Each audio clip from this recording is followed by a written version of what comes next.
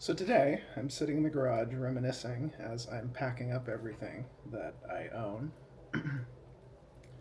Just good good memories and bad memories.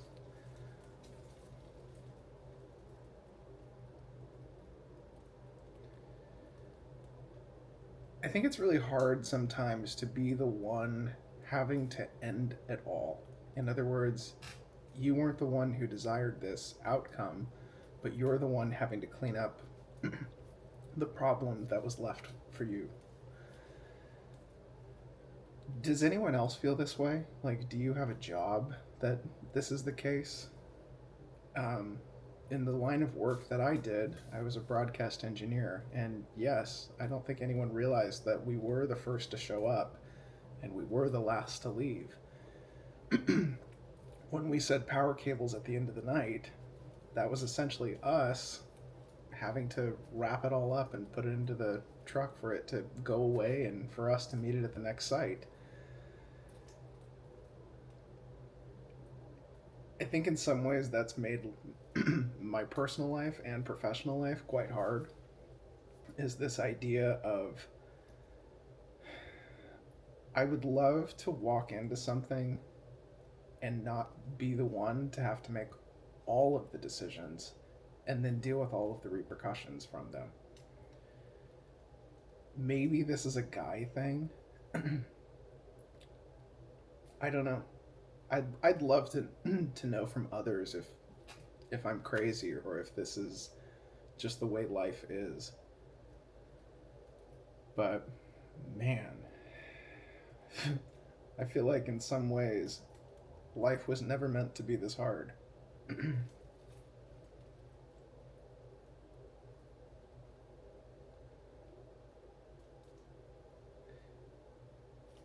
As I sit in the garage, it's really smoky right now, so you can't really enjoy much or see much of what's out there. Spokane is on fire right now. I hope everyone's okay up there. It sounds like there's a lot of evacuation orders and major things going on. I was tempted to actually drive up there just a couple days ago for to swap out my Apple Watch because I had an issue with it. Actually, I think I still have it here. I'm waiting for the replacement to come in. Oops. This is what frustration will do to you. Thank God for Apple Care on an Apple Watch Ultra, and I realize I'm jumping around right now, but Apple Care on an Apple Watch Ultra. If you have a cracked screen, I used to say, oh, I'll self insure if it's under whatever it is. Crack screen on an Apple Watch Ultra to pay out of pocket, I think they said was 450 to 550, something along those lines. That was pretty high.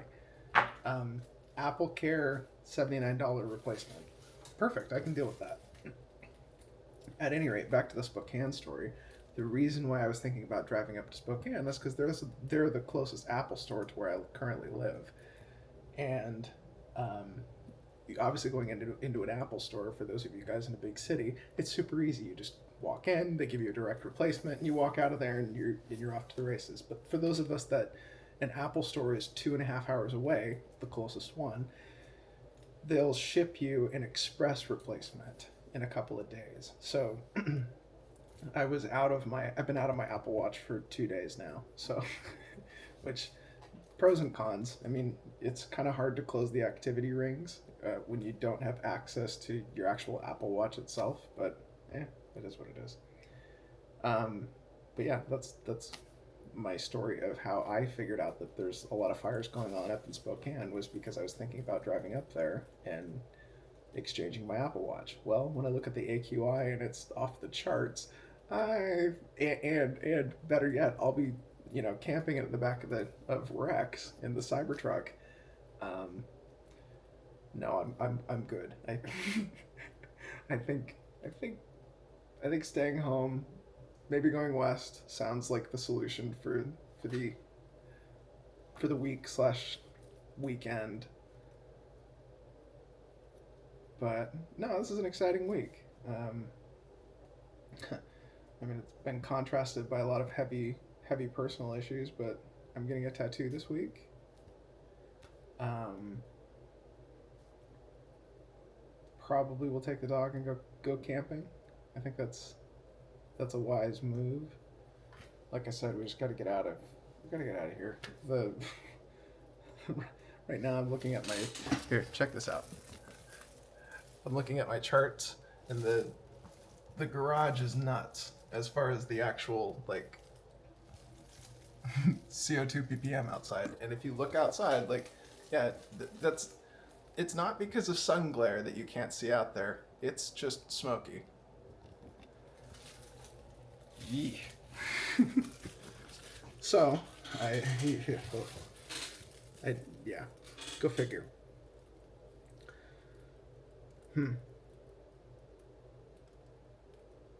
Excuse me.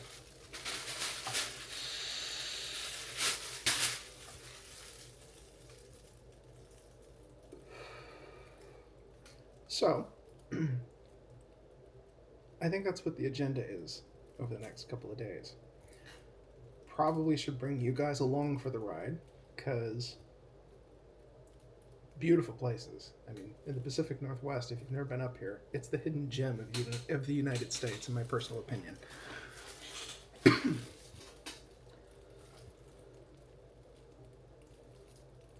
And then, yes, dealing with some, closeout issues, like moving the rest of this stuff out of the garage. We could do this. We could do this. This is doable. Oh, in technology thoughts, as I transition more to like portable travel road life, I've really had this idea of Apple Vision Pro being a great replacement for like a 16-inch laptop screen that I use every day. When I had my office set up, I actually did have a lot of screen real estate. I learned from one of my friends that screen real estate is key, and he was absolutely right. His setup, I believe he had probably a couple of, I don't want to quote the exact screen size, but to give you an idea, I think they were like 50-inch screens. And I think he ended up having like 2 or 3 of them that he drove off of multiple laptops. But for my setup, I've always had an Apple laptop, and when they came out with the M1 series, the graphics card in the M1 was capable of driving 3 monitors plus the actual main display itself. So, and it might have even been 4 monitors. Regardless, it was enough to be able to support my setup. I had a 60-inch big, huge program monitor, and then 2 21-inch LG Ultra Fines, and then obviously my 16-inch laptop from my M1 Max Ultra. At any rate, I'm really hopeful that this year is the year that they come out with a touchscreen MacBook. Just, for those of you at Apple, I want to touch the screen. I just want to hit play pause on my YouTube videos. That would be amazing. Or like scroll. Whatever. Anyway, that's beside the point. So, getting back to my thinking of going like mobile and travel, and this whole idea of just getting to be in a new environment all the time, as exciting as that is, I would like to have something that would be able to be consistent and give me like a realistic editing experience, because I had a really, really nice editing experience. So if I could get anything close to that to replicate it on the road, oh man, that would be a game changer. So I'm curious, like, do you guys I doubt this is the case, but has anybody tried the Apple Vision Pro? And if so, what do you think about it? I'm curious. Leave your comments down below. We'll continue to converse over this. But I don't know. I think it's about the time to at least move into that world and try it, you know? Because otherwise it's just going to be this and my current M4 iPad. And I love the screen on the M4 iPad. It's the tandem OLED, and with 1,000 nits of peak brightness, the HDR content on it looks absolutely stellar. But the old 16-inch M1, I believe, has, I don't want to quote this, but I think it had something around like a 500 nit peak brightness.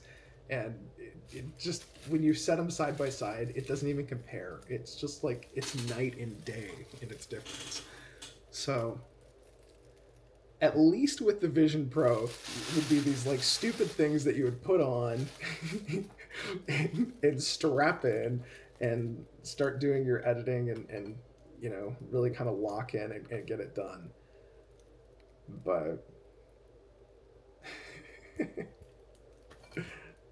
yeah, I don't know. Anywho, yeah, leave thoughts about this. I'm so curious of whether or not it's worth my money to go out and do this or not. Anyway, uh, yeah, off to some adventures. I will see you in the next one and catch you up along the way.